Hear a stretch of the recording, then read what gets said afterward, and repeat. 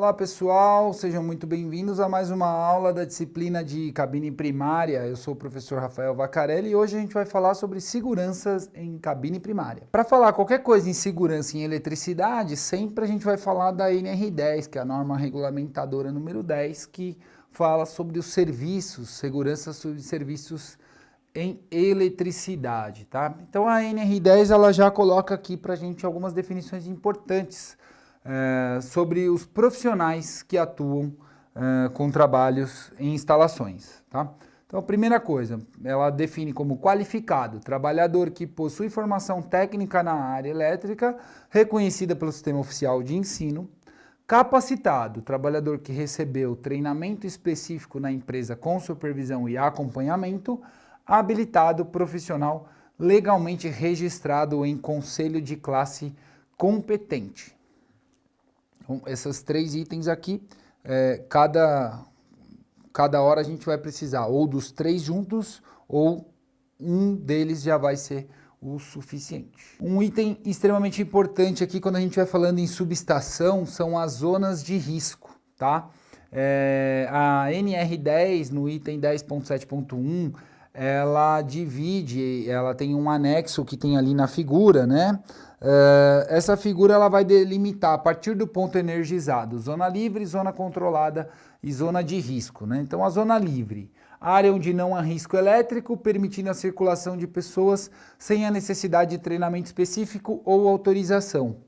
Zona controlada, área próximas à parte energizadas, onde há risco de choque elétrico.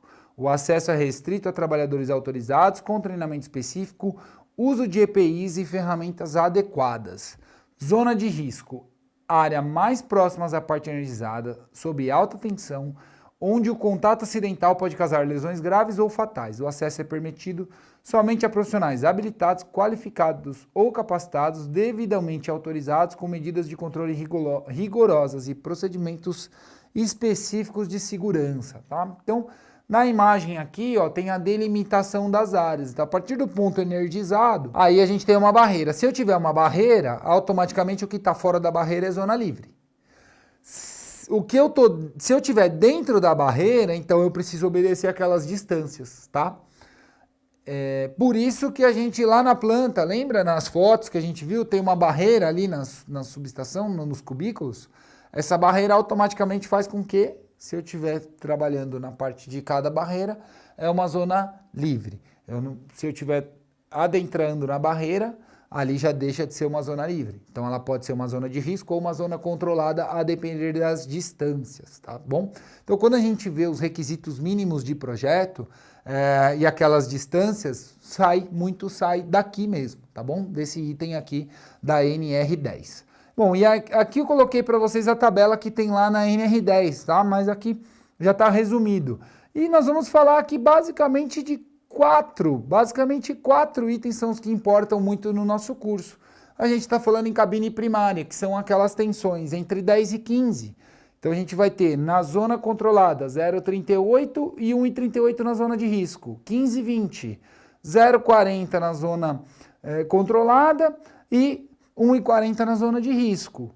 Entre 20 e 30, 0,56 na zona controlada, 1,56 na zona de risco e 30 e 36, 0,58 na zona controlada e 1,58 na zona de risco. Então, basicamente, esses quatro aí são os que a gente está falando mais no curso aqui, tá? Então, se você pegar as distâncias mínimas que a gente tem e bater aqui, vocês vão ver que está sempre... Os requisitos mínimos das normas sempre vão estar em conjunto com o que a NR10 e os itens de segurança aqui pedem. Outra coisa importante aí que a NR10 coloca pra gente, e é extremamente importante até no funcionamento, na prática, né, numa empresa, para você fazer um tipo de serviço que envolva risco, tá?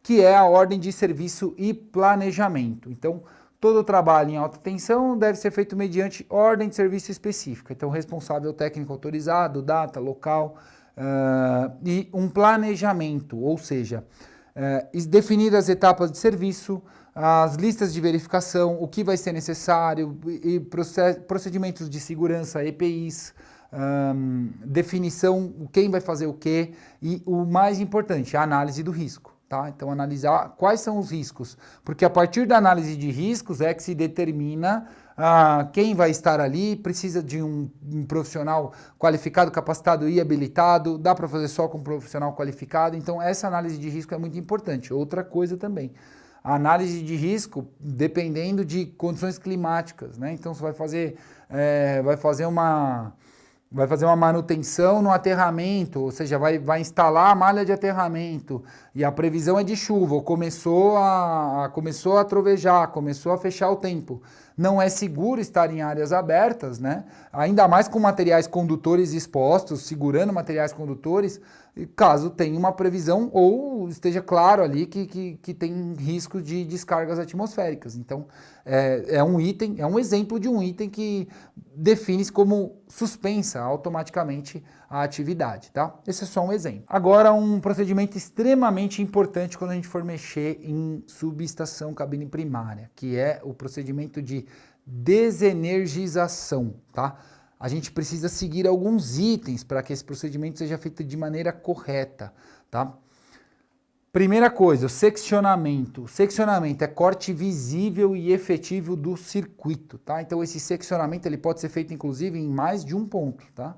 Então, dependendo do ponto aonde for a manutenção ou a instalação, o ideal é que ele seja seccionado em até mais de um ponto para a gente garantir a segurança. Impedimento de reenergização. Isso aqui são aqueles intertravamentos. Lembra lá do que eu mostrei no diagrama unifilar? Então, quando a gente desenergizou uma área, eu faço um intertravamento para que enquanto condicionado, né, enquanto aquele outro circuito estiver aberto, eu não consigo fechar o anterior. Tá? Então eu não consigo acionar o meu disjuntor de baixa tensão se a chave seccionadora de antes do transformador estiver aberta. Por quê? Para justamente não ter aquela reenergização acidental. O pessoal está mexendo, desenergizou o transformador. O cara vai lá fazer uma manutenção na entrada do QGBT. Aí alguém não está sabendo, viu a chave seccionadora desacionada e aciona.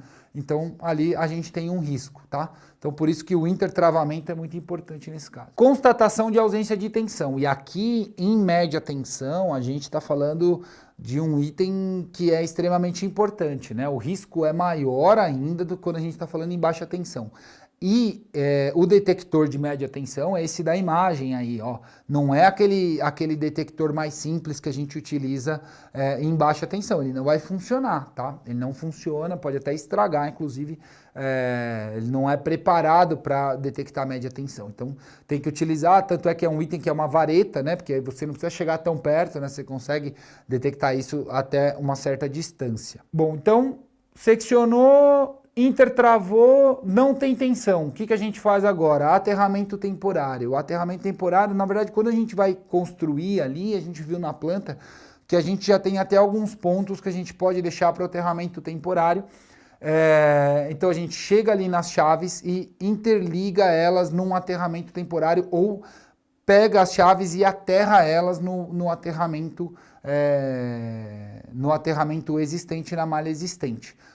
Mais um item de segurança para garantir que, se ainda assim houver uma energização acidental, a chave estando aterrada, o que vai acontecer? Ela energizou, mas automaticamente ela está aterrada, então ela joga as tensões para a terra e aí a gente continua com 0 volts ali naquele ponto, ou seja, sem energia. Tá? Então é uma redundância da segurança.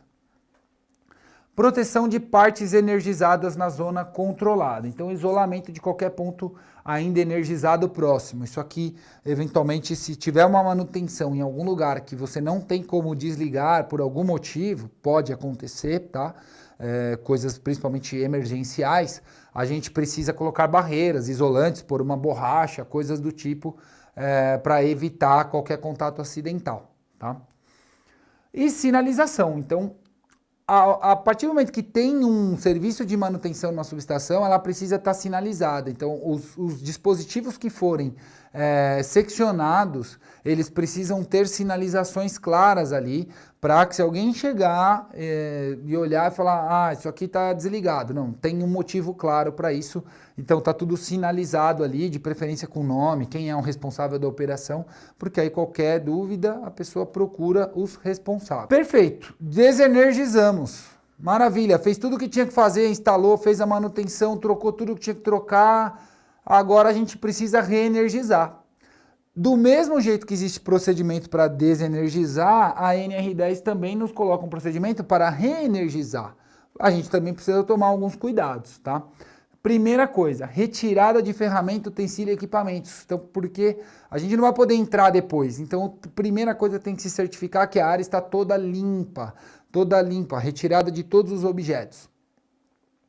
Evacuação da zona controlada de todos os trabalhadores não envolvidos no processo. Então, evacuar a área, remoção do aterramento temporário e da equipotencialização, remoção da sinalização de impedimento, destravamento dos dispositivos, aí retirada dos intertravamentos, né? Retira os intertravamentos e aí sim, tudo liberado, faz uma dupla verificação, sempre importante, né? E aí sim a gente faz a reenergização da subestação, tá bom?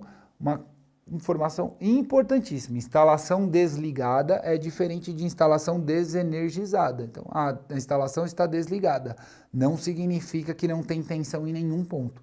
Então, é sempre importante seguir todos esses itens que a gente comentou aqui, passo a passo, para que vocês trabalhem em segurança. É extremamente importante que para fazer uma manutenção em cabine primária, a gente utilize os EPIs, né? E aqui tem alguns dos EPIs que são mais específicos para subestação. Além daqueles que a gente já conhece, de bota, óculos, capacete, a gente aqui vai ter também a roupa ATPV, e aí vai depender do risco, né? Então tem que analisar o risco da atividade e aí, de acordo com o risco, utilizar a roupa correta. Geralmente é legal a gente trabalhar sempre com uma roupa com risco a mais, né? Então, se a gente calcula que o risco é 1, trabalha com a roupa risco 2.